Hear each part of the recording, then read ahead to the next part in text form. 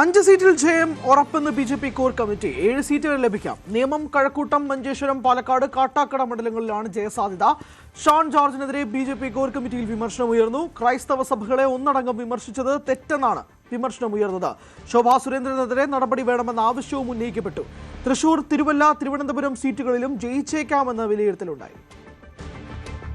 ഇന്നലെ ഓൺലൈനായി ചേർന്ന കോർ കമ്മിറ്റി യോഗത്തിലാണ് ബി.ജെ.പി. അവരുടെ തെരഞ്ഞെടുപ്പിലെ വിജയസാധ്യതകൾ വിലയിരുത്തിയത്. 5 മുതൽ 7 സീറ്റുകളിൽ വരെ വിജയിക്കാം എന്നാണ് ബി.ജെ.പിയുടെ അന്തിമ കണക്കുകൂട്ടൽ. നേരത്തെ തന്നെ നേമം, കഴക്കൂട്ടം, മഞ്ചേശ്വരം, പാലക്കാട് മണ്ഡലങ്ങളിൽ ജയിക്കാനാകുമെന്ന പ്രതീക്ഷ ബി.ജെ.പിക്ക് ഉണ്ടായിരുന്നു. എല്ലാം എ ക്ലാസ് മണ്ഡലങ്ങളുമാണ്. അവിടെയൊക്കെ വലിയ വിജയസാധ്യതയുണ്ടെന്ന് ബി.ജെ.പി. നേരത്തെ കണക്ക് കൂട്ടിയതാണ്. ആ പട്ടികയിലേക്ക് കാട്ടാക്കട കൂടി എത്തുന്നു എന്നുള്ള ഏറ്റവും പ്രധാനപ്പെട്ട കാര്യം. ബി.ജെ.പിയുടെ മുൻ സംസ്ഥാന അധ്യക്ഷൻ കൂടിയായ പി.കെ. കൃഷ്ണദാസാണ് കാട്ടാക്കട മത്സരിച്ചത്. അദ്ദേഹം തുടർച്ചയായി മണ്ഡലത്തിൽ മത്സരിക്കുന്നയാളാണ്. അതുകൊണ്ട് തന്നെ അവിടെ വലിയ വ്യക്തിബന്ധങ്ങളുണ്ട്. ഇടത് വലത് മുന്നണികൾക്കെതിരായ വോട്ടുകൾ ശക്തമായ ത്രികോണ മത്സരം കാട്ടാക്കടയിൽ നടന്നിട്ടുണ്ട്. അതുകൊണ്ട് തന്നെ അവിടെ ഒരു വിജയസാധ്യത ഉണ്ട് എന്നാണ് ബി.ജെ.പിയുടെ കണക്കുകൂട്ടൽ. തൃശൂർ, തിരുവല്ല, തിരുവനന്തപുരം മണ്ഡലങ്ങളിലും വിജയസാധ്യത ഉണ്ടെന്ന് ബി.ജെ.പി. അവസാന നിമിഷങ്ങളിൽ കണക്ക് കൂട്ടുന്നു.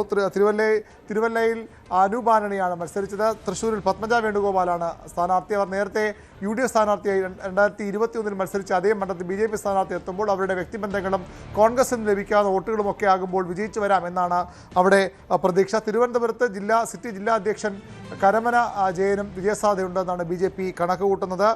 കഴിഞ്ഞ ദിവസങ്ങളിൽ ക്രൈസ്തവ സഭാ നേതൃത്വങ്ങൾക്കെതിരെ ഷോൺ ജോർജും PC ജോർജും അതിരൂക്ഷ വിമർശനമാണ് ഉന്നയിച്ചത്.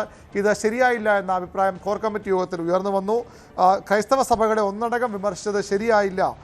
ഈ വിഷയത്തിൽ പാർട്ടി കൃത്യമായ നിലപാടെടുക്കുന്നതിന് മുമ്പ് ഷോണും PC ജോർജും ഇത്തരം ഒരു കടുത്ത നിലപാടെടുക്കാൻ പാടില്ലായിരുന്നു എന്ന അഭിപ്രായമാണ് അനൂപ് ആന്റണി അടക്കമുള്ള നേതാക്കൾ കോർ കമ്മിറ്റി യോഗത്തിൽ വ്യക്തമാക്കിയത്. ബി.ജെ.പിയുമായി നല്ല രീതിയിൽ സഹകരിച്ചു പോകുന്ന സഭാ നേതൃത്വങ്ങളുമുണ്ട്. അവരെ കൂടി വെറുപ്പിക്കുന്ന ഒരു സമീപനം ശരിയായില്ല എന്നായിരുന്നു കമ്മിറ്റിയിൽ ഉയർന്നു വന്ന അഭിപ്രായം. ശോഭാ സുരേന്ദ്രനെതിരെ ഉയർന്നു വന്ന ചില ആരോപണങ്ങൾ, ശോഭയുമായി ബന്ധപ്പെട്ട ഒരു ആലപ്പുഴയുടെ പ്രാദേശികതയുമായി ശോഭ സംസാരിക്കുന്നതിൻ്റെ സന്ദേശം, ഓഡിയോ സന്ദേശം, അതുമായി ബന്ധപ്പെട്ട വിവാദങ്ങളിലും വലിയ അതൃപ്തി ചില നേതാക്കൾ കോർ കമ്മിറ്റി യോഗത്തിൽ പ്രകടിപ്പിച്ചു. പൊതുസമൂഹത്തിന് മുന്നിലും കുടുംബത്തിന് മുന്നിലും താൻ നാണം കെട്ടുവെന്ന് ബി.ജെ.പിയുടെ സംസ്ഥാന വൈസ് പ്രസിഡന്റ് സോമൻ ഈ കോർ കമ്മിറ്റി യോഗത്തിൽ പറഞ്ഞു. ശോഭയ്ക്ക് നടപടി വേണമെന്ന ആവശ്യവും കോർ കമ്മിറ്റി യോഗത്തിൽ ഉയർന്നു വന്നു. ഏതായാലും 5 മുതൽ 7 സീറ്റുകളിൽ വരെ വിജയപ്രതീക്ഷ എന്ന ഒരു ഏറ്റവും പ്രധാനപ്പെട്ട ഒരു കാര്യമാണ് ബി.ജെ.പിയുടെ കോർ കമ്മിറ്റി യോഗത്തിൽ ഉയർന്നു വന്നത്. കൂടുതൽ വാർത്തകൾക്ക് news 18 Keralam YouTube channel subscribe ചെയ്യുക.